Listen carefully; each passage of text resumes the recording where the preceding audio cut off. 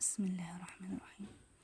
الحمد لله الذي أنزل على عبده الكتاب ولم يجعل له عوجا قيما لينذر بأسا شديدا من لدنه ويبشر المؤمنين الذين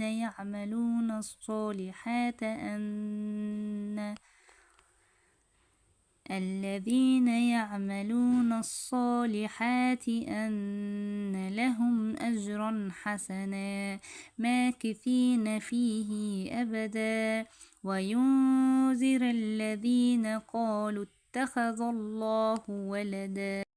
ما لهم به من علم ولا لآبائهم كبرت كلمة تخرج من أفواههم إن يقولون إلا كذبا فلعلك باخع نفسك على آثارهم إن لم يؤمنوا بهذا الحديث أسفا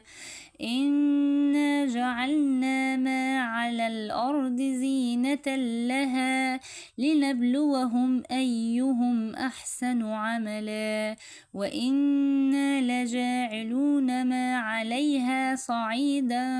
جرزا أم حسبت أن أصحاب الكهف والرقيم كانوا من آياتنا عجبا إذ أوى الفتية إلى الكهف فقالوا ربنا آتنا من لدنك رحمة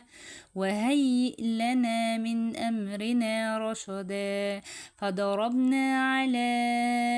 آذانهم في الكهف سنين عددا ثم بعثناهم لنعلم أي الحزبين أحصى لما لبثوا أمدا نحن نقص عليك نبأهم بالحق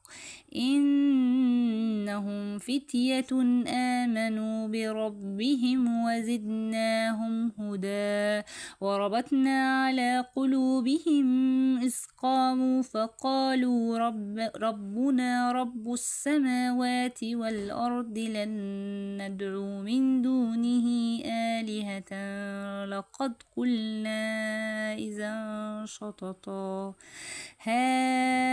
هؤلاء قومنا اتخذوا من دونه آلهة لولا يأتون عليهم بسلطان بين فمن أظلم ممن افترى على الله كذبا.